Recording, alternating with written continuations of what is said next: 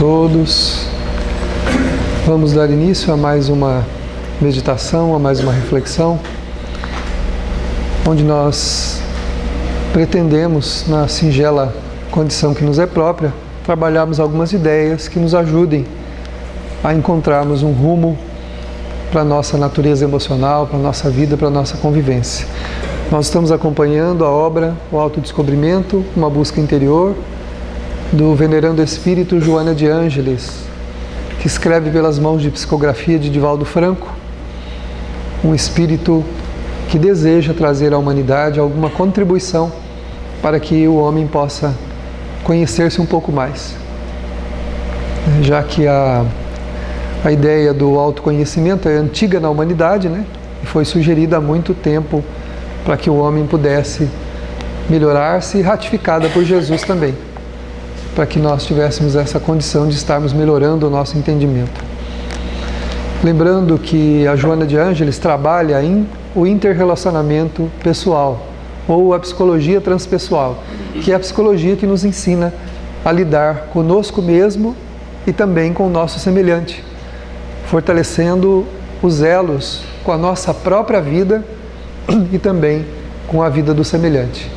Já que a maioria da humanidade caminha iludida, com elos muito frágeis com a sua própria vida, desconhecendo a maioria dos seus sentimentos e desconhecendo a maioria das suas necessidades, dos seus desafios. Isso é tão verdade que por qualquer coisa, por coisas muito pequenas, nós nos atormentamos. Nós perdemos a paz, nós perdemos o equilíbrio, nós nos afligimos, nós nos angustiamos. E segundo os espíritos venerandos, não só a Joana, grande parte dos problemas que nós vivenciamos não existem. Eles são interpretações da nossa natureza emocional, interpretações erradas. Ou reações do nosso orgulho àquilo que a gente não quer saber ou não quer experimentar. Quando o nosso orgulho é contrariado, quando nós somos contrariados de alguma maneira, nós reagimos mal. Nós reagimos geralmente atacando, né? E geralmente dizemos assim, eu só estou me defendendo, né? Mas geralmente agimos atacando o outro, tentando colocar a nossa personalidade em evidência, minimizando muitas vezes o potencial e até mesmo a opinião dos outros. Só que isso não faz feliz. Ter razão não quer dizer ser feliz. Tem muita gente que tem um monte de razões nesse mundo e é infeliz, né? Numa contenda, é melhor o silêncio, a tranquilidade, a harmonia, o perdão, a paciência, a tolerância, a compreensão, do que ter razão e reagir, e ferir, e dizer o que não se deve. A gente pode até fazer, mas não fica bem depois. O amargor que sobra na alma faz o espírito sentir que ele está o quê? Patinando no seu processo de crescimento emocional. E passa grande parte da vida aflito, né? E se a gente passar a vida inteira lamentando, chorando, porque a vida não é como a gente quer, nós vamos chegar no mundo espiritual com raiva da gente mesmo. Nós vamos olhar para trás e ver que Deus não tem pena de nós. Deus não tem peninha da gente, né? A gente, quando quer alguma coisa da mamãe, do papai, vai lá e chora e reclama e faz chantagem emocional, e a mãe ajuda, o pai ajuda, o amigo, o irmão, a esposa, o marido, o filho, alguém nos ajuda. Mas Deus não tem pena de nós, porque Ele tem uma coisa muito maior que pena. Deus tem amor. E por amor Ele nos permite as experiências que nós estamos passando para que a gente cresça, amadureça, desenvolva sentimentos. Deus não quer que nós fiquemos na infância emocional que nós nos encontramos, que é a da birra, a da inconformação, a da rebeldia, né? Da rebeldia. Então, Deus não quer a gente nessa situação, porque isso é estacionar. E quem estaciona é infeliz, porque não consegue vislumbrar coisas maiores, não consegue vislumbrar coisas melhores. E a Joana de Ângeles propõe, principalmente no estudo de hoje, que nós possamos ter metas para a nossa plenitude, né? Então ela coloca aqui assim, que a plenitude é uma meta, ou o ideal é uma meta, né? Alguns autores espirituais sempre dizem que a ambição é pejorativa, mas o ideal não. Quem tem um ideal, busca o ideal. Quem tem uma ambição, persegue a sua vontade e quer realizá-la a qualquer custo. O ambicioso quer para hoje, quer para agora. Não importa os mecanismos ou os meios que ele vai usar para chegar onde ele quer. Se ele tiver que destruir um casamento para ficar com a pessoa, ele vai destruir. Mas olha, mas eu amo fulano. Então, se você ama mesmo, espera a próxima encarnação. De jeito nenhum. Ué, mas você não está dizendo que ama? Você vai destruir aquela família para tomar aquela esposa ou aquele marido daquele lar, destruir aquele lar por conta do teu chamado amor? Se você ama verdadeiramente, vai saber esperar. De repente, a desencarnação acontece. O outro parte e a pessoa fica livre para o convívio com você, se for possível dessa maneira, né? Se não for a gente que vai primeiro, né? Aí vai ficar muito bravo, né? Fala, mas eu fui primeiro. Pois é, são os contingentes da vida. Como a criança que quer tudo agora, para esse momento, não quer saber se o pai tem dinheiro, se a mãe tem dinheiro, se pode, se não pode, eu quero e acabou. O ambicioso é caprichoso, ele tem esse ideal, essa meta, conseguir agora. A doutrina espírita diz que nós temos que ter ideais. O que é o ideal? O ideal é um objetivo, é uma meta que eu quero alcançar. E para chegar lá eu vou saber cumprir as etapas necessárias, aguardando o tempo de cada realização. Porque cada coisa em nossa vida acontece num tempo que nós precisamos aceitar e respeitar. Se você fez todo o esforço que podia para chegar a determinado lugar e ainda não chegou, é porque o momento não é este. Porque senão Deus já teria te colocado lá. Agora, é claro que se eu ficar com o braço cruzado, não vai acontecer nada, né? Mas se eu estiver caminhando, de repente, quando eu entender que a subida começou a ficar muito íngreme, que eu não vou dar conta, então eu sinto uma mão nas costas que está me empurrando, me aliviando a subida. Porque eu já estou caminhando.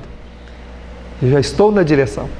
Então Deus nos ajuda no caminho que nós já estamos fazendo. Se não houver caminho, não houver caminhada, não há ajuda.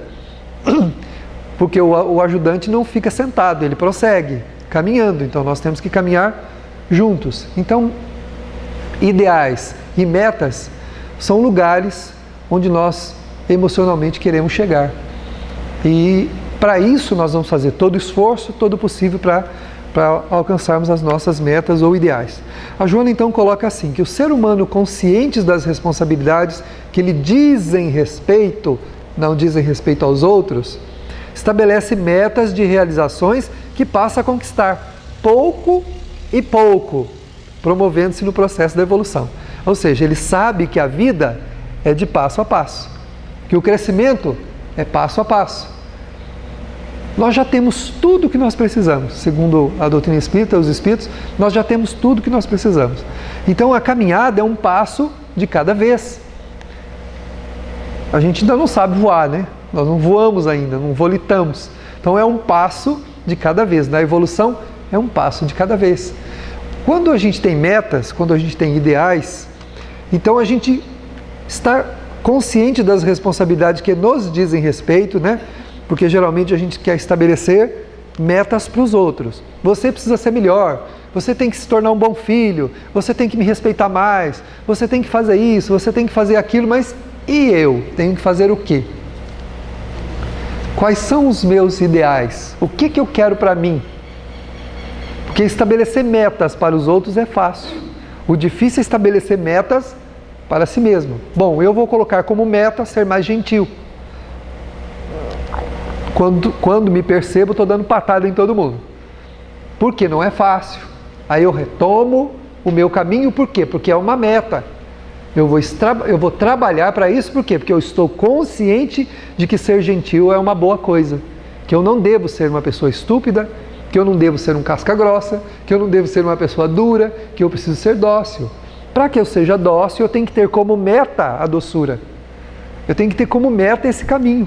E eu vou passo a passo me corrigindo a minha caminhada. Ah, mas não adianta a gente tentar ser dócil porque as pessoas dão patada na gente, falam alto, brigam. Isso é um problema delas. Eu não posso amarrar a minha meta à meta dos outros. Eu não posso amarrar a minha vida à vida de ninguém. O crescimento é meu. Não importa se as pessoas vão me compreender, se não vão me compreender, se vão me aceitar, se não vão me aceitar, a meta é minha. Eu estou consciente do que eu quero. E isso, dizem os Espíritos, é o que faz a diferença. é a gente querer, né? E caminhar na direção do nosso crescimento. Querer e caminhar. Só querer não adianta, né? Eu preciso direcionar a minha vontade para a minha caminhada. Então, eu quero ser melhor. Não importa o que os outros vão achar, como eles vão compreender, isso não é importante. Eu tenho que desatrelar o meu crescimento do crescimento dos outros. Né? O que adianta eu, nessa casa, só eu fazer, ninguém faz? Continue fazendo. Continue fazendo. Não tem lá o desenho lá, o filminho, né, do peixinho lá? Que a peixinha via constantemente falando para ela, continue a nadar, continue a nadar, continue. É você que tem que ir. Continua a nadar. Não importa, mas tem um tubarão lá na frente. Vamos caminhar, vamos para frente. A gente pode encontrar problemas mais sérios na vida, mas se nós estamos caminhando para a par com o nosso crescimento, o que é que vai acontecer lá na frente? Nós vamos estar mais fortes. Aquele obstáculo pode não ser tão forte assim quanto nós imaginamos. Mas a Joana diz aqui, o ser humano consciente das suas responsabilidades. Então nós temos que ver o que é a minha responsabilidade em relação à vida. Desatrelando-me dos outros, da obrigação dos outros. A minha, qual é a minha responsabilidade em relação à minha vida? O que me diz respeito em relação à minha vida? Eu tenho vivido buscando os meus ideais ou eu tenho vivido tentando modificar os outros? Porque se eu estou vivendo tentando mudar os outros, como diz o caipira, pode tirar o cavalinho da chuva, que não vai ter jeito, não vai funcionar. Ninguém muda ninguém. Então o que é que me diz respeito? A gente sabe. Quando olha para a própria vida, a gente sabe exatamente o que tem que mudar, mas eu não consigo. Dizer eu não consigo equivale a dizer eu não quero. Eu ainda não quero. Porque quando a gente quer alguma coisa, a gente vai, como diz um autor que eu li esses dias, a gente vai ao inferno se preciso for e volta sem nenhuma chamuscada. Volta sem nenhuma queimadura. Porque interessou, porque foi bom, porque a gente queria. Então a gente vai e volta tranquilo. Agora, o que a gente não quer ainda, não tem jeito. Não há quem faça a gente fazer. Então, o que me diz respeito? Onde eu preciso mudar? O que está atrapalhando a minha vida? A minha vida não dá certo. Tudo dá errado. Eu não tenho sorte no amor, não tenho sorte na saúde, não tenho sorte nos negócios, não tenho sorte em nada. Então, a vida está te dizendo que há alguma coisa errada com você. Alguma coisa errada comigo, que precisa ser mudada. Sorte no amor. O que significa sorte no amor? Eu estou procurando alguém para me amar? Visão errada. Disse Jesus, ama o teu semelhante como a ti mesmo. Ama primeiro. Nós nascemos cheios de carências, vazios de afetividade, porque não aprendemos a amar no passado quando tivemos a oportunidade. Faltou-nos a experiência afetiva. Nós só nos aproveitamos dos outros, só colhemos dos outros. Principalmente quando tínhamos dinheiro, tínhamos posses, tínhamos cargos, tínhamos posições. Nós nos servimos dos outros e não demos nada. Então reencarnamos como? Com uma lacuna, com um espaço vazio na afetividade, que a gente continua achando que alguém vai preencher. E esse espaço só pode ser preenchido pelo amor que a gente estiver dando, não pelo amor que estiver recebendo. Então, se eu me identifico, o que me diz respeito? Bom, se eu estou sentindo muita carência, então eu preciso começar a amar. A receita é simples, a tarefa é difícil. Né? Quando você pega o manualzinho dela lá para ler, ela é fácil. Fácil de entender o que ela quer. Agora, praticá-la é difícil. Não é? Quando você... Esse dia eu estava lá no Pilates e a professora, a fisioterapeuta, colocou uma bola e falou assim, e ela fez lá, mostrou para mim como fazia, facinho, né? Que você olha assim, uma beleza. Tudo bonitinho, você senta e vai, estica a perna e levanta o braço. A hora que vai fazer... Você senta, a bola vem para cá e os braços vão para lá. Mas não era para ir para lá, é para vir junto. É para ficar tudo reto, não fica. Põe o pé aqui, o negócio escorrega para lá, mas com ela não escorrega, por que comigo escorrega? Braço direito com perna esquerda. Braço direito com perna esquerda, respirando e contraindo a barriga. Ah, beleza. A coisa que... Facinho de fazer, né, Ronaldo? Facinho, né? Braço direito, perna esquerda, respirar e contrair a barriga. Tudo de uma vez. Só isso. Coisinha simples assim. É mais ou menos assim. Quando a gente olha a virtude que a gente tem que conquistar, ela é bonita, ela é linda, né? Como é bonita a paciência. Olha que coisa linda. Paciente é ficar assim, fazer daquele jeito e fazer daquela forma. A hora que você vai treinar, a primeira patada que recebe, a vontade de voar no pescoço do outro e vontade de falar um monte de coisa, né? Primeiro não que a gente recebe já fica arvorado, né? Fica nervoso, da cor da camiseta do Deva, fica bravo, né? Como diz um amigo meu de Santa Fé do Sul, sobe um calor cristão. Quando a pessoa insulta a gente, sobe aquele calor cristão, né? E a gente que torcer o pescoço do outro. O calor cristão, porque como a gente é cristão, então tem, né? Não, é que eu estou com calor cristão, quer dizer, está com raiva, está com ódio, saindo chispa pelos olhos, quer pegar o outro pelo pescoço. Então o que nos diz respeito? Nós sabemos. Todo mundo sabe o que lhe diz respeito. O que a gente tem que mudar? Parar de ser infeliz. Se eu quero continuar sendo infeliz, então é uma decisão minha. Os espíritos não vão conseguir fazer nada, Deus não vai conseguir nada, porque Deus não tem pena da gente, Ele tem amor. E a prova já é o exercício do amor dele por nós. Dentro dela Ele ajuda, se eu estiver caminhando. Mas realizá-la por mim Ele não vai. Tirá-la dos meus ombros Ele também não tira, porque seria como? Medicar alguém e não dar o remédio. O que adianta ter uma receita sem o remédio? Não serve para nada. Você prega a receita na parede, fica olhando para ela e a doença passa. É assim que funciona? Eu tenho que trabalhar, ganhar o dinheiro, ir lá, comprar o remédio e ainda tomar o remédio. Também comprar e deixar lá na prateleira não adianta. Então uma dose de paciência custa caro, é um remédio caro. Não. Você vai trabalhar muito para comprar um vidro de paciência. E para tomar ele depois. Ô bicho amargo. Eu andei quase uma hora atrás do Levi outro dia para fazer ele tomar um coisinho de remédio assim. E ele falava assim, não, Bibi, é amargo. É amargo, azedo. Ele fala que é azedo, é amargo e azedo. Azedo. Ah, não, mas daqui aí eu busquei água. Mas tem água. Você toma, depois eu te dou a água. E ele olhava para o copo, olhava para o frasquinho de remédio e ó de mim, ó. Fugia.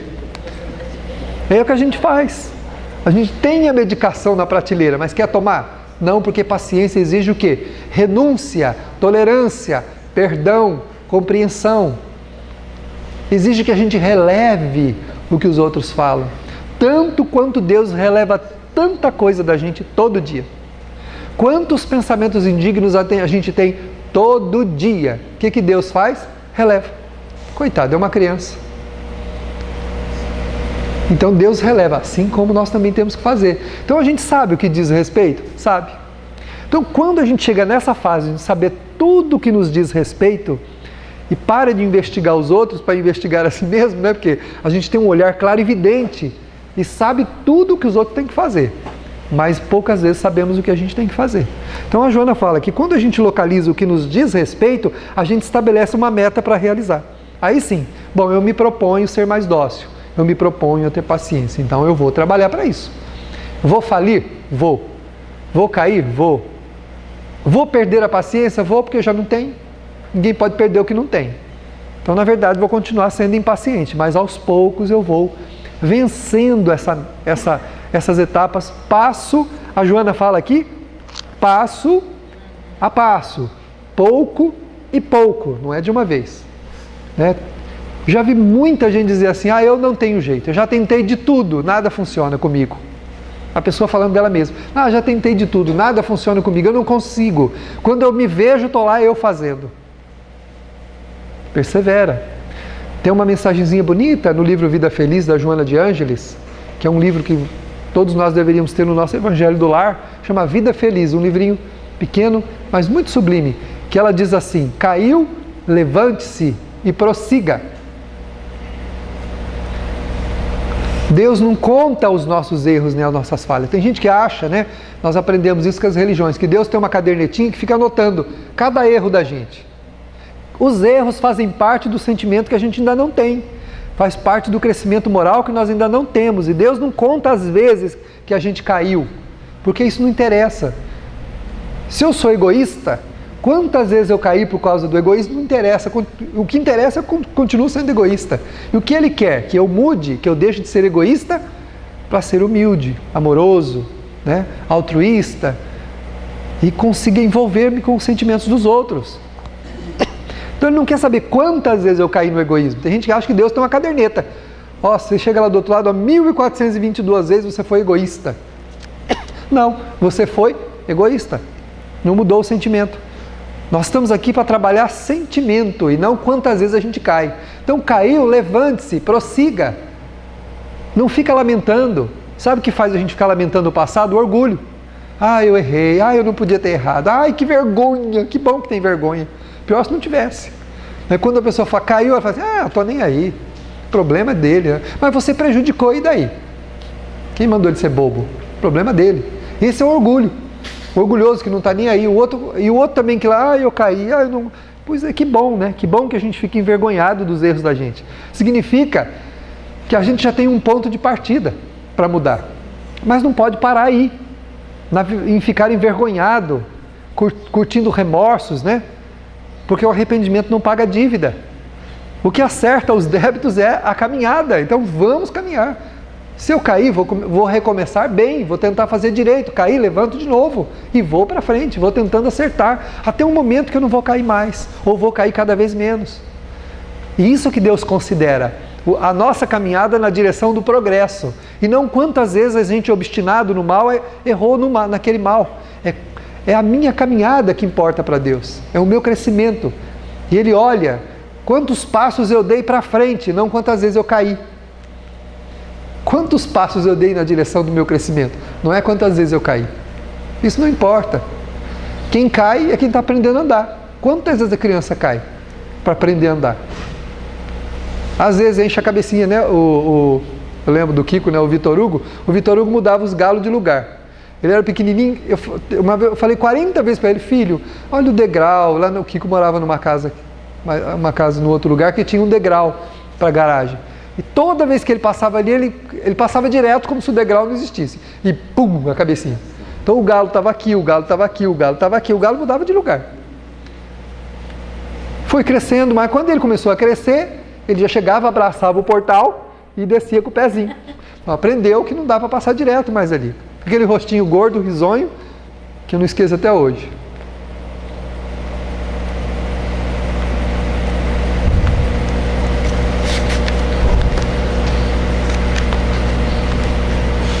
Então, quantas vezes a gente vai se enganar? Isso não importa.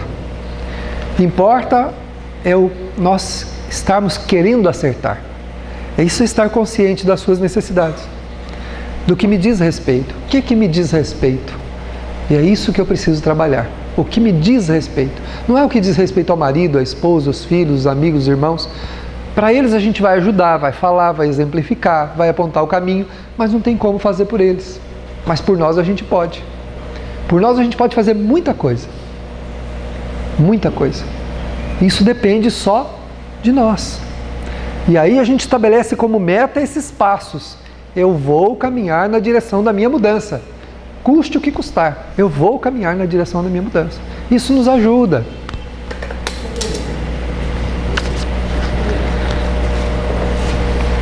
À medida que galga um patamar, logo o outro se apresenta. Né? Quando a gente sobe no patamar de cima, a gente enxerga, cada vez que a gente sobe em alguma coisa mais alta, a gente vê mais longe, não vê? Vê mais longe. Vê o degrau de cima e vê muito mais longe. Não é difícil perceber que se está crescendo. Basta a gente começar a perceber o que é que nós estamos já notando que nós não notávamos antes. A pessoa que está crescendo, ela começa a ter uma percepção da vida diferente daquela que ela tinha. A visão é outra, ela já não se importa mais com tantas coisas que se importavam antes. O dinheiro, por exemplo, já não é mais a coisa mais importante, mas as pessoas são mais importantes. A sua intelectualidade, a sua inteligência já não é mais alguma coisa muito importante. Mas aqueles que estão sob a sua guarda, sob a sua condição de receber o teu ensino, passam a ser mais importantes do que a tua intelectualidade, a minha intelectualidade. E assim vai. A pessoa vai percebendo que o que ela sabe ou o que ela tem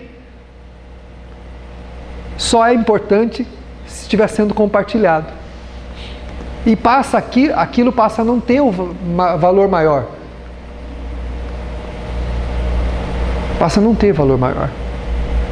Eu li há pouco tempo atrás a crônica de uma professora que recebeu na sua sala um aluninho que já fazia 4 anos que ele estava repetindo na mesma série.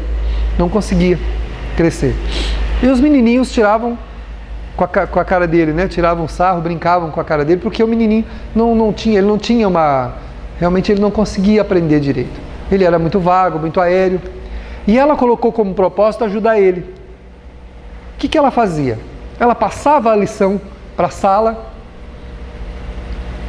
explicava para todo mundo, e enquanto eles faziam as lições, ela ia lá na carteira dele, sentava com ele, e ela se dedicou, ela deixava 30% da aula para os alunos que aprendiam com facilidade, e 70% da aula ela dedicava ao menino. E ainda marcou na casa dela aulas de reforço, onde ele ia todas as tardes aprender com ela. Resultado? Ele terminou o ano como o melhor aluno da sala.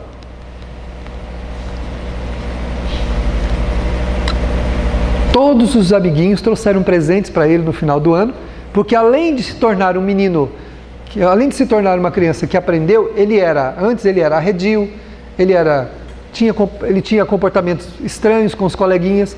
À medida que ele foi aprendendo, ele foi se tornando dócil, foi se tornando um menino mais calmo, e ele se tornou o amigo de todo mundo da sala. No final do ano, todos os coleguinhas trouxeram presentes para ele, para louvar o crescimento dele e por ele ter conseguido passar de ano. Aí a professora já velhinha conta numa crônica que ela escreve: e assim ele prosseguiu por todos os outros anos que sucederam. Nunca mais nenhum professor precisou sentar com ele, nunca mais ele precisou fazer aula de reforço, nunca mais ele precisou da ajuda de ninguém para fazer nada, porque ele prosseguiu, porque ele caminhou. Foi valorizado, foi auxiliado, e ele então prosseguiu caminhando nesse seu patamar novo, né, que ele deslumbrou, porque a partir do momento que ele aprendeu, a visão dele da vida, do degrau acima que ele subiu, né, daquele degrau que ele foi, mudou completamente. A visão que ele viu, a vida era maravilhosa, porque ele estava vendo a vida de um degrau pessimista, triste, ruim.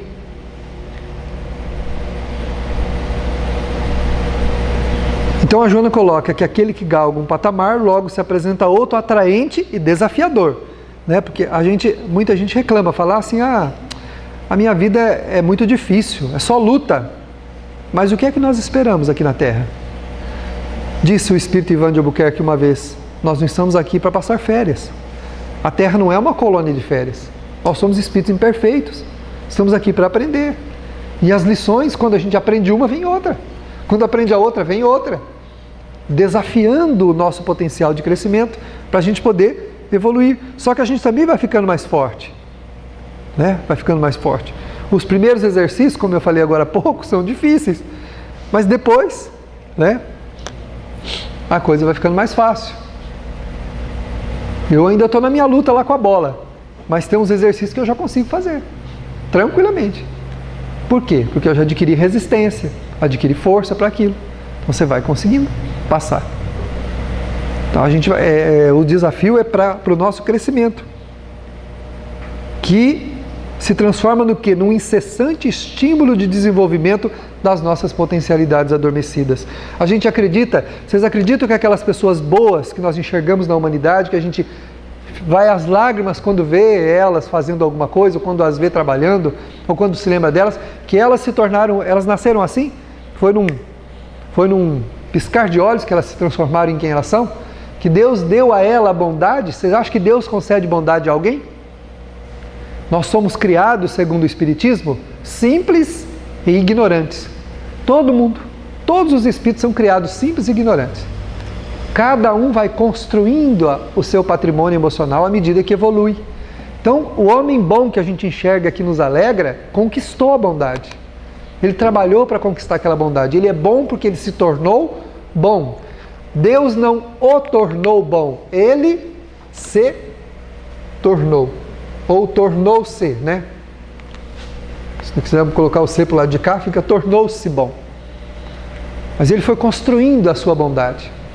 Ele nos tornou bom porque ele quis ser bom.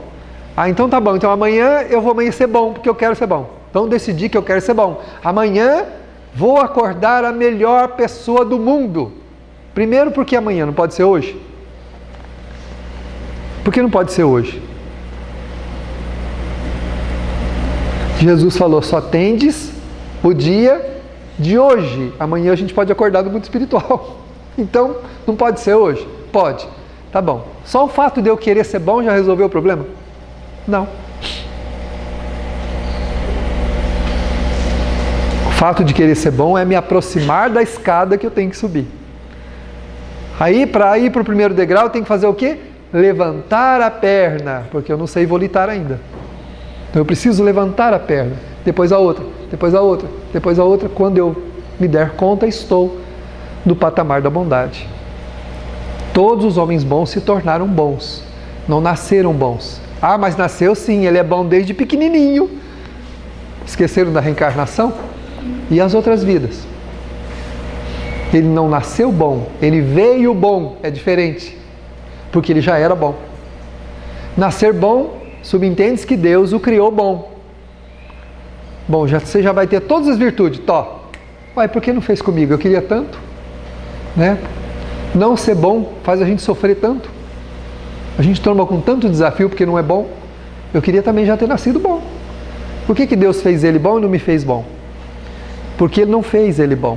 Fez ele simples e ignorante. Em algum momento do tempo, há milhões de anos atrás, quando ele foi criado, como um princípio inteligente, que transitou como nós por todas as fases da evolução primária, nos reinos inferiores da natureza, depois entrou no período de humanização, que é a época da razão, período da razão, no período de humanidade, foi evoluindo lentamente, devagar, um passo de cada vez, por decisão, por escolha, por própria caminhada. Tornou-se bom porque escolheu ser bom, porque quis ser bom e trabalhou para ser bom. Geralmente, quando a gente não decide, a vida vai nos dando algumas oportunidades. E essas oportunidades, muitas vezes, elas são constrangedoras para nós. Elas são desafiadoras. Por quê? Porque elas vão na contramão de quem nós somos. Ser bom é complicado. Por quê? Porque os desafios da vida para nos tornar bons, eles andam na contramão da nossa vontade. Na contramão. Imagina se o nosso orgulho vai aceitar qualquer coisa. Não aceita. Se a nossa vaidade vai admitir uma posição inferior à que nós estamos? De jeito nenhum. Só a humildade sabe colocar-se bem em qualquer lugar. O espírito humilde está bem em qualquer posição. Se ele está governando, ele é bom e é humilde. Se ele está sendo governado numa condição subalterna, ele é bom e é humilde também. Mas se não tem a humildade, não tem jeito. E essa humildade tem que ser conquistada. Então aí a meta. Qual é a minha meta? Nós precisamos parar de lamentar, de reclamar. Não adianta reclamar. Reclamar é perder tempo. A gente perde tempo reclamando. Porque cria uma atmosfera ruim para si mesmo. Quando eu lamento, quando eu reclamo, o que eu faço? Eu começo a emanar para a minha aura, para o meu campo energético, para a minha túnica eletromagnética ou túnica mental, como nos chama André Luiz, eu começo a encher esse campo em torno de mim de fluidos deletérios, de energias adensadas, que a semelhança de um nevoeiro vão começar a me atrapalhar mais ainda a ver o caminho que eu tenho que seguir. Aí eu vou tropeçar mais, eu vou cair mais. Quando você escuta alguém dizer assim, tudo de ruim acontece comigo, quer dizer que a pessoa está envolta num nevoeiro próprio que ela disponibilizou em torno de si mesma e não está conseguindo ver claro. Dentro da minha perturbação eu não enxergo o óbvio. Tem uma porta aberta ali, mas eu vou para cá e dou com a cara na parede. Trombo e caio. Tá vendo? Não tem porta aberta para mim. Claro que tem, olha lá, ela tem 2,5 metros, está aberta ali. Por que eu tenho que ir nessa direção e trombar com a parede? Porque eu não estou enxergando. Não estou vendo. Eu estou envolto no meu nevoeiro de pessimismo, de ressentimentos, de mágoas, de vitimização, ou seja, eu sou vítima. Então, como eu sou vítima, eu não preciso fazer nada.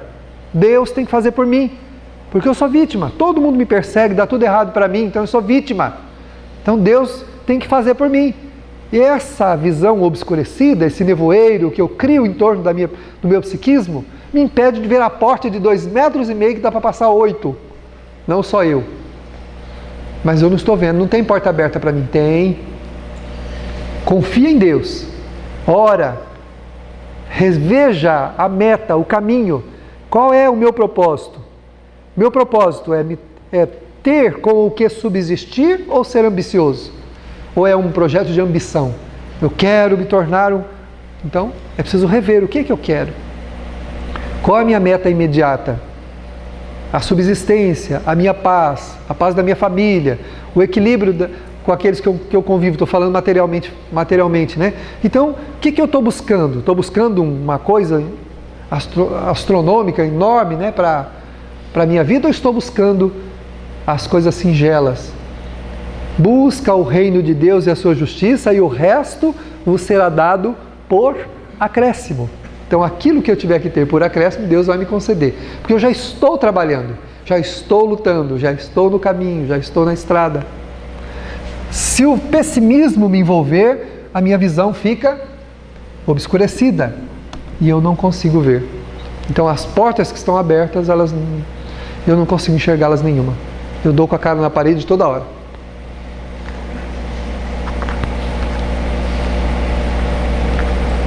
Isso nós precisamos resolver, em primeiro lugar, sondando-nos, verificando em nós o que a gente precisa mudar a nível de sentimento, a nível de pensamento, a nível de ideais, porque assim eu consigo corrigir a minha caminhada. E a resposta é rápida. Quando eu tomo uma decisão de mudar, a vida toda se abre e se prepara para a minha mudança. À medida que eu começo a caminhar naquela direção, toda uma programação especial é feita para que eu caminhe naquela direção. Mas é um caminho que se abre a cada passo que eu dou.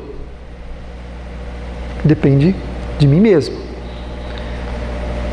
Em razão disto, apresentam-se as metas educacionais, familiares, sociais, econômicas, artísticas e espirituais. Este elenco de aspirações compõe o quadro das conquistas a serem logradas. Tudo o que eu desejo faz parte de uma conquista que eu quero alcançar. Então ele diz aqui, mediante o desempenho lúcido de cada uma, eu não posso aguardar que as coisas vão cair do céu. Eu preciso ir na direção, como eu disse, da minha meta. Então, se eu quero uma coisa, eu vou trabalhar para aquilo. E ao trabalhar para aquilo, tudo quanto for do meu merecimento ou por acréscimo da misericórdia divina vai acontecer nessa caminhada. Se eu estou trabalhando, por isso. É fácil a gente olhar o sucesso dos outros, o crescimento dos outros e falar que a gente não tem sorte. Primeiro que não se deve comparar a nossa vida à vida de ninguém, porque a nossa vida é única. Cada um está aqui como precisa estar e não como quer. E olha que para estar do jeito que a gente implorou muito. Implorou bastante. Nós pedimos muito a Deus que nos desse a vida que a gente tem, do jeito que nós estamos. Claro que os contratempos muitas vezes nós criamos. Há muitas dificuldades na nossa caminhada que não estavam programadas. Mas a direção era esta. Nós programamos assim, para caminhar naquela direção. Agora, dentro dessa direção que a gente programou quando saiu de lá, existem os méritos do trabalho, do esforço que a gente vai fazer. Pode ser que eu programei andar 500 metros e consiga andar 250, por indolência, por deixar as minhas paixões tomarem conta da minha vida, por frustrar as melhores possibilidades de crescimento, porque eu não quis avançar, eu desistir diante do desafio. E pode ser que ao lutar pela vida eu caminhe 750, 250 metros a mais do que eu programei. Mérito meu, mérito seu. Se você caminhar 250 passos a mais do que aquele que você programou. Diz um espírito amigo que o ideal na vida não é fazer só o que se programou, mas é fazer além da tarefa. É isso que dá mérito. Porque por conta do nosso passado, muita coisa que a gente está trilhando é pagamento de débitos, embora estejamos aprendendo também. Agora, quando a gente caminha além da meta, aí nós ganhamos o mérito. Então, aquele que trabalha, que se esforça, que luta, chega mais longe. Que valoriza o semelhante, que não valoriza só o seu crescimento material, suas posses ou o seu intelecto, mas valoriza o quê? Valoriza a vida. A vida precisa ser valorizada. E na vida estamos nós e um negocinho chamado outros, que a gente desconsidera, porque a gente fixa só no nós. Nessa vida, tudo é eu isso, eu aquilo outro, né? Na nossa vida estamos nós, estão os nossos entes queridos, estão os nossos amigos, estão os nossos irmãos e estão os nossos inimigos, que são nossos professores. Sabe quando os inimigos quem são? Os nossos professores de pós-graduação.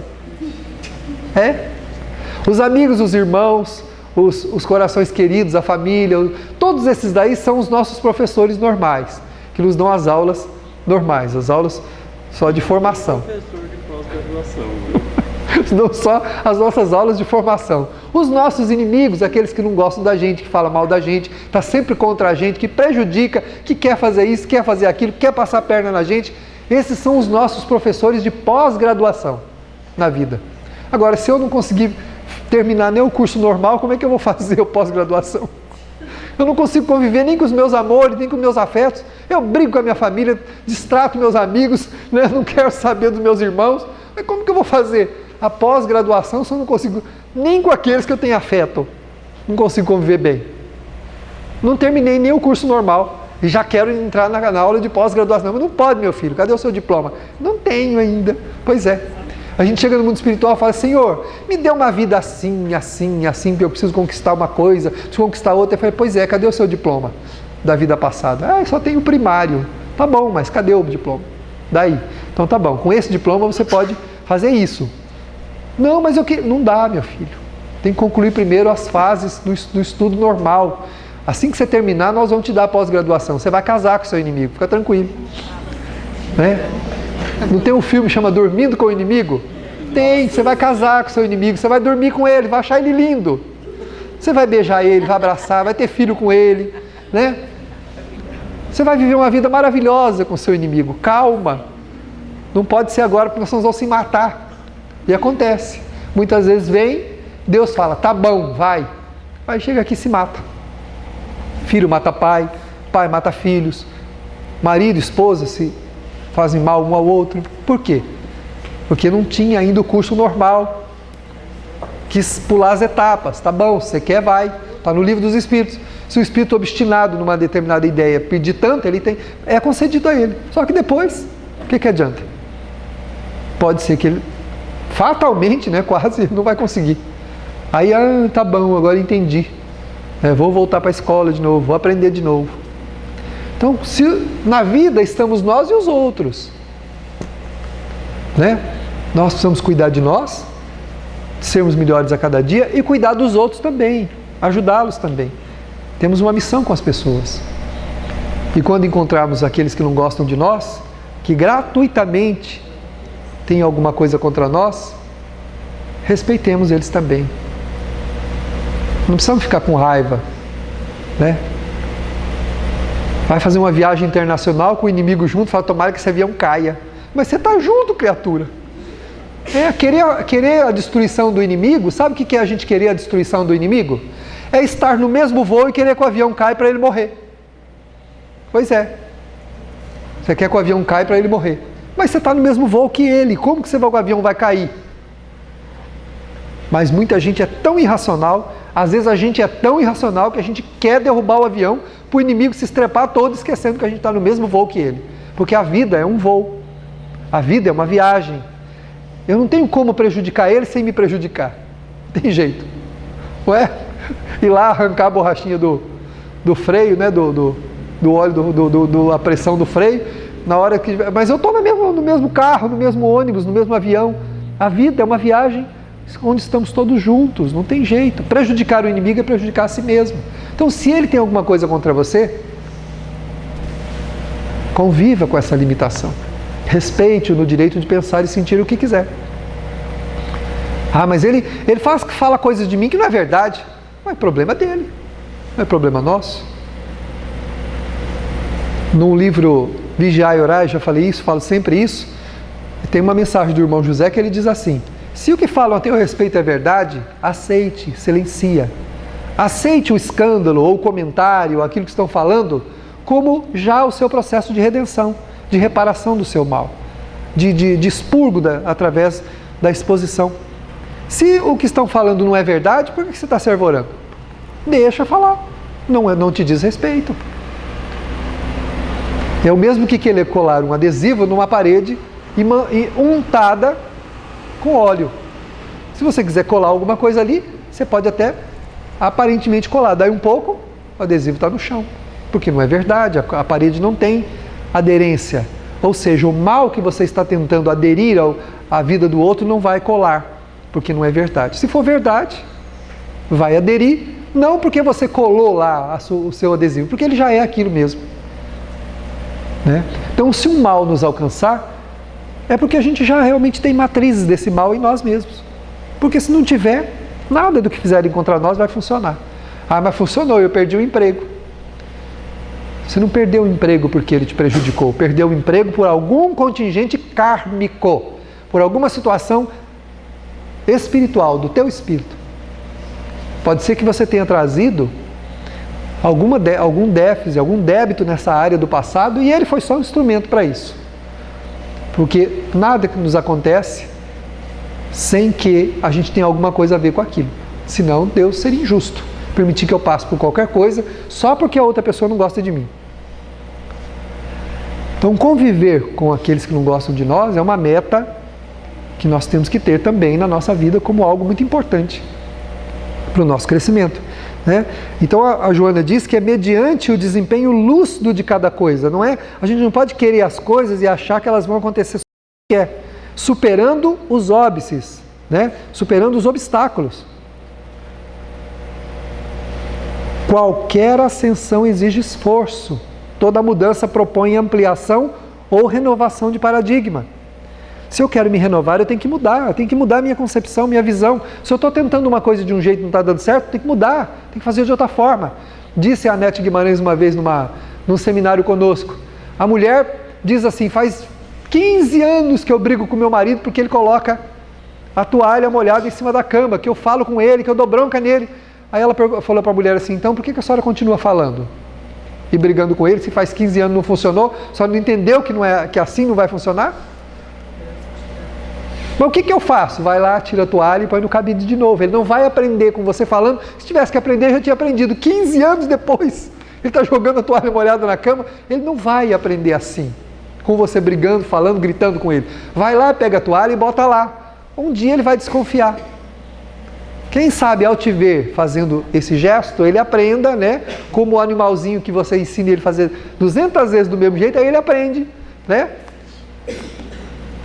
Com todo respeito, né? Quem sabe o animal vai aprender também. Ele vai entender que não se bota a toalha em cima da cama molhada. Engraçado que nunca bota do lado dele, né? Nunca bota a toalha molhada do lado dele, bota do lado da mulher, onde ela vai deitar-se. Então, devia botar a toalha molhada do lado dele, né? Assim, na longitudinal, ainda pegando toda a área que vai deitar, né? Aí a hora que ele fosse deitar, ele... Tem alguma coisa errada aqui. Você deixou o cachorro subir na cama e fez xixi? Não, meu filho, você botou a toalha aí. Na segunda, terceira vez que ele colocar, não coloca mais. Mas não coloca do lado do outro. Que é justamente para testar a paciência da outra pessoa. Então a Anete diz a ela: se faz 25 anos você está falando para ele não colocar a toalha ali, cata você mesma e coloca lá no suporte e pronto, fica quieta. Não adianta. Nós não vamos ensinar nada a ninguém. Ou se falar, não fala bravo, nem se desgastando com isso, né? Porque normalmente a gente fica com raiva, né? E se envenena, fica bravo, né? Geralmente em casa acontece isso, porque as pessoas não fazem o que a gente quer que façam, então a gente fica bravo, né? Fica angustiado, sofre. Você percebeu que é uma estupidez sobre-humana a gente sofrer pelo comportamento da outra pessoa? Sofrer por causa dos outros. A gente sofre por causa dos outros. Davi, É uma escolha. Esse comportamento, 15 anos falando outro olha lá, ele come, ele não quer se melhorar. Exatamente. Ele não aliás, não é que ele não quer se melhorar, ele não desconfiou que ele tem que melhorar ainda. Não desconfiou, não caiu a ficha. Ele acha que ele tá... Não, ele nem acha que ele está certo, ele está no automatismo. Tem um automatismo dele que faz ele reagir sempre do mesmo jeito. Só que você pega uma pessoa que faz isso, ela é assim no resto da vida dela também. Nas outras coisas que ela faz também é assim. É uma pessoa desleixada também nas outras coisas. Vai bater cabeça na vida até aprender. A hora que começar a bater cabeça aqui, bate cabeça lá, chega uma hora que a pessoa, né, de tanto galo na cabeça, ela fala assim, opa, tem uns negócios doendo aqui. E vai né? encarnação, hein? E pode ser que vai, exatamente, pode ser que vai mais de uma vida, 1, 2, 3, né? Aí os galos começam a doer tanto que ela fala, opa, né? O que será que eu estou fazendo da minha vida? Aí olha, opa, gente do céu, mas eu não vi, por que eu não enxerguei isso antes? Não enxerga, antes que os olhos se abram do interesse, da necessidade, da vontade, a gente não vai fazer isso. Gente, é com a gente assim mesmo, é que a gente não consegue enxergar os defeitos. Ninguém enxerga os próprios defeitos, esse é o problema. Mas a gente também tem automatismos que a gente vem arrastando há muito tempo. De vez em quando cai uma ficha, comigo cai, de vez em quando cai umas fichas, eu falo, meu Deus do céu, por que eu não percebi isso há anos atrás? Não percebe. Não percebe que a gente está envolvido, né? Olha só, lembra da névoa? Dos vapores que a gente coloca, né? Da ilusão, do nevoeiro da ilusão que a gente coloca em torno da própria mente, a gente se acha, né? Não, comigo, aí está cheio de defeitos também. Mas a gente não vê, não enxerga. E o nevoeiro não deixa. Quando, né, de vez em quando dá um tempo bom, né, abre um sol, o sol do desconfiômetro abre, aí bate lá no nevoeiro, a gente... A porta! Pois é, a porta, meu filho. Presta atenção. Aí a gente... Opa! Aí muda. Muda quando cai a ficha. E essa ficha pode cair por observação, por a gente realmente amadurecer, né, percebendo o que está errado, ou pela dor. A dor também faz amadurecer. A dor, ela aperta os parafusos, né? E aí, a hora que a gente sente o constrangimento, né, do aperto, a gente, opa, aí acorda, aí enxerga. Mas enxerga porque a dor mostrou. Mas é preciso a dor? Não, não é preciso. Só o amor é uma lei vigente, o resto é distorção. Só o resto é distorção. Então a gente deveria perceber pela gente mesmo. Mas como não percebe, então vem os atropelos, vem os desafios, vem os problemas e de vez em quando vem a dor também, né? Vem uma série de desafios e pode vir a dor também, para a gente despertar, entender, né? Se a gente não propor fazer uma renovação, não vai ter jeito. Lembra que quando a gente fala de vícios, se eu quero deixar de beber, o que eu tenho que fazer? Deixar de beber bebendo não tem jeito. Tem gente que acha que pode. A pessoa fala assim, não, eu vou deixar de beber. Eu tomava 8 caixas de cerveja por dia, agora eu tomo só uma. Continua tomando, meu filho. Continua bebendo. Não é 8 ou 1. É a bebida em si. Ah, eu fumava um monte, agora eu fumo só um cigarro. Continua fumando. O hábito continua, o vício permanece. Né? A gente cerrou a corda até onde deu e ficou um fiozinho preso ainda. Não tem coragem de quebrar o último fio para deixar o balão embora, né? O balão que carrega o nosso vício embora. A gente segura ele por um fiozinho, mantém o bichinho ali, né? Ah não, mas olha lá, qualquer hora arrebenta, é fácil, agora ficou fácil. E desencarna fumando um cigarro. O fio que não se desfez traz consequências gravíssimas para o espírito. Para pós-mortem, depois numa outra vida, por conta do fio que não rompeu. Faltava o fiozinho, então corta o fio também.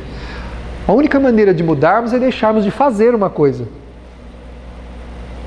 Não é só diminuirmos a quantidade que ela é feita, porque o hábito permanece. Como primeiro passo pode ser, eu diminuo, mas em seguida já faço o passo seguinte, que é romper. Só tem jeito de mudar rompendo. Cabem 2 sapatos no pé? Não cabe. Ou você usa um, ou você usa o outro. Não, mas o vermelho está aqui do lado, ó. É só mudar o pé para lá, já estou com o pé no sapato. Mas não cabe, meu filho. Quando você estiver calçando o preto, o vermelho não entra. Quando você está com o amarelo, o vermelho não vai. Não tem jeito de você enfiar os dois. Tira o amarelo e põe o vermelho. Aí sim, você abandonou o amarelo. Agora eu vou vestir o vermelho. Abandonei. Ah, mas eu posso ficar com um de cada cor. É o que a gente vem fazendo, ó. É o fio que não rompeu. A gente fica com um de cada cor. É o que a gente vem fazendo. Aí os outros ficam bravos com a gente, né? Fala, seu estúpido, seu grosso, seu egoísta, seu orgulhoso. Por quê? Estão enxergando um par de cada um. A gente tem o egoísmo lá, o orgulho está lá. Aí eu arranco, tá bom, agora eu vou vestir os 2 vermelhos. Pronto. Agora sim. Já sou a virtude? Não. Mas agora eu estou no caminho dela. Agora eu estou no caminho dela. Resolvi romper com o hábito anterior. Agora eu estou no caminho. Porque eu resolvi romper. Enquanto não existe o desejo da renovação, nós não quebramos os paradigmas, não quebramos os hábitos, não quebramos os conformismos nossos. Tem que superar os paradigmas vigentes. O que está vigindo na nossa vida? O que está como hábito na nossa vida? Nós temos que quebrar com eles. Isso não é mudança brusca. Porque deixar de beber não quer dizer que a gente deixou de ter vontade. Mudança brusca seria que ao deixar a gente não tivesse nem vontade mais. Então a gente vai ter vontade. Mas deixar de beber é quebrar o paradigma. E começar o quê? Uma outra caminhada. Uma caminhada na direção da superação. Então eu tenho que quebrar com aquilo que está vigindo. O que é vigente? O que está como hábito na minha vida? Eu tenho que quebrar, se eu quiser mudar. Ficando-se pelos valores de que se constituíram com caráter propulsionador do progresso. Então eu tenho que pegar os meus novos valores e usar ele como mola propulsora.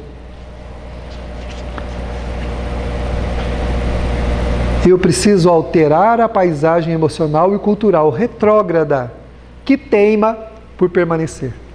A gente luta por acomodação e teima em ser quem a gente é. A gente permanece. A gente segura, né, aquele comportamento, aquele hábito, aquele desejo. Primeiro porque nós temos uma visão imediatista. A gente acha que tudo tem que acontecer agora. Tudo que eu quero tem que acontecer agora. Então eu vou mover céus e terra para que isso aconteça. Só que tem os efeitos negativos disso, né? De fazer acontecer as coisas no momento que a gente quer e não quando a vida apresenta a oportunidade. A gente, por querer viver as nossas paixões, nós não queremos mudar, porque a gente acha que a vida, embora com a visão espiritualista que a gente tem, de saber que a vida continua, que a reencarnação existe, a gente ainda continua vivendo como se a gente vivesse uma vida só. Nós continuamos a viver como se nós acreditássemos que só tem uma vida. Continuamos a viver assim. Fazer conta de coisas pequenas é acreditar que vai viver só uma vida. Né? Eu me lembro de uma frase do Chico, né, que ele fala, quando foi colocado para ele os problemas da violência, de uma série de coisas, e apontado pessoas, né, que são a causa desses processos dolorosos. O Chico disse, eles viverão. Vão viver. Nessa ou noutra vida, eles vão ter um encontro com aquilo que criaram. Quem promove a violência vai ser vítima dela. Vai encontrá-la no caminho. Quem promove a paz, vai encontrá-la também no caminho. Quem promove o amor, vai encontrá-lo no caminho. Quem promove o mal, vai encontrar esse mal no caminho. Não tem alternativa. Nós atraímos para nós o que a gente cria. O nosso coração, ele emana, ele irradia, mas também atrai. Ele é uma estação retransmissora né, que retransmite os valores da nossa alma, a mais potente que existe no universo. O coração humano é uma estação repetidora de impulsos poderosíssima, que reproduz os valores da alma e emitem. Mas também é um imã, o maior imã que pode existir em todo o universo é também o coração. Então o que a gente irradiar amanhã estaremos atraindo também, porque somos um imã muito potente. Muito potente. Diz o Evangelho, a sementeira é livre, mas a colheita é certa. Não tem jeito, nós semeamos, nós emanamos, depois atraímos todas as experiências que a gente precisa para trabalhar aqueles sentimentos que nós temos no coração. Então é importante que a gente busque isso, né? Lembrando que permanecer numa posição retrógrada, teimar em permanecer como somos, é adiar a nossa vida, adiar o nosso crescimento, é perpetuar a infelicidade. Nesse sentido, temos que lembrar que a mudança é um procedimento que nós precisamos tomar continuamente. Só é feliz quem deseja ser feliz. Não quem acredita que a felicidade será um projeto que será concedido-lhe através de algumas moedas que ele possa disponibilizar para comprar, ou pela misericórdia de Deus que, tomando como vítima da vida, vai lhe apresentar um saldo positivo que ele não edificou desta vida. Só levaremos as nossas construções morais. Todas as experiências humanas redundam no exercício de quem se é, jamais podendo se atribuir a culpa deste ou daquele insucesso a quem quer que seja.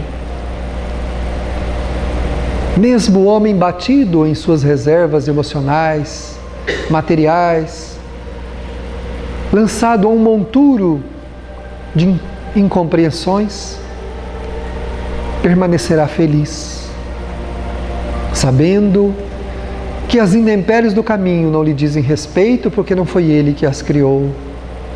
Sacudirá o pó que fora lançado sobre suas roupas, suas vestes, e recomeçará a estrada, a sua caminhada, porque já é feliz e não necessita desta ou daquela condição para estar em paz. Diz os lábios venerandos: ama e viverás. É óbvio que fisicamente vivemos de qualquer maneira, mas o amor nos promove uma vida verdadeira, promissora, pacificadora. Para aquele que viveu em meio aos torvelinhos, às intempéries das suas emoções e das suas ilusões, a vida parece um fardo doloroso e triste de ser carregado e longo na sua caminhada. Para aquele que amou, a vida se suavizou. E quando ele olha para trás na sua existência, depois de ter vivido longos anos, parecerá que tudo aconteceu ontem, que o tempo não passou, porque está transformado, aliviado, modificado, enquanto que o outro está angustiado, perturbado, necessitando de conquistar o amor. Que Jesus nos abençoe, nos conceda a sua paz, auxiliando-nos a vivermos sob os auspícios da luz infinita do Cristo, que há de nos iluminar o coração, retirando-nos da escuridão e da solidão. Muita paz.